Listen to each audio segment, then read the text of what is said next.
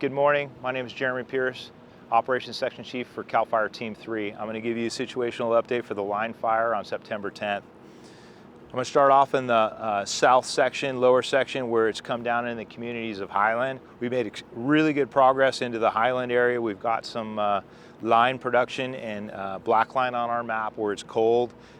We're still monitoring it. We have a patrol, all kinds of fire apparatus in this area patrolling it for any type of hot spots, any type of flare-ups or anything in that location. So far it's looking really good in here, and our presence is getting less and less as we move around the fire.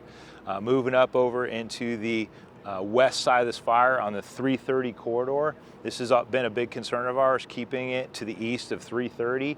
We've had really good success in there. The crews have put together a firing plan that's ready to go if need be, but we've had very limited fire activity in there due to our air assets that have gone in there and really helped us out. We're going to continue with those air assets all day today to make sure that this stays on that east side of 330. Moving up a little bit north on that same east side in that 330 corridor where that fire has slopped over 3 days ago, we're keeping that fire checked up in that City Creek drainage. It's backing down into that drainage. It's had very little growth in there, and we've punched line down the west ridge of the City Creek drainage. Dozer is completed all the way down to the City Creek Fire Station, and the idea is to keep that fire into that drainage and keep it in check. So far it's doing exactly what we wanted to do. We also have resources on the top end of that and on that 18 corridor, so that if this fire does want to get up there, we will have the ability to stop it on that 18 corridor.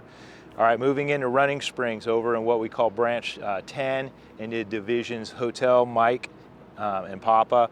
Last night the fire stood up on us a little bit in the evening hours, pushed towards that community a little bit, and some of those fingers that were unburnt that we were trying to clean up.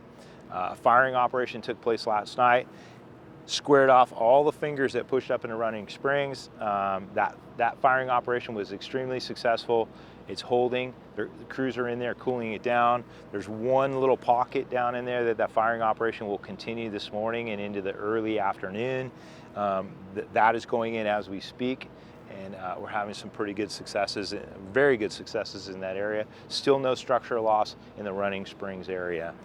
As we move down into to the east side of the fire, this is where that fire gave us a little bit of a fit yesterday, stood up on us a couple of times as that weather allowed that fire to lift and that column to progress. We had some movement up into the Santa Ana River drainage on both sides of the Santa Ana River.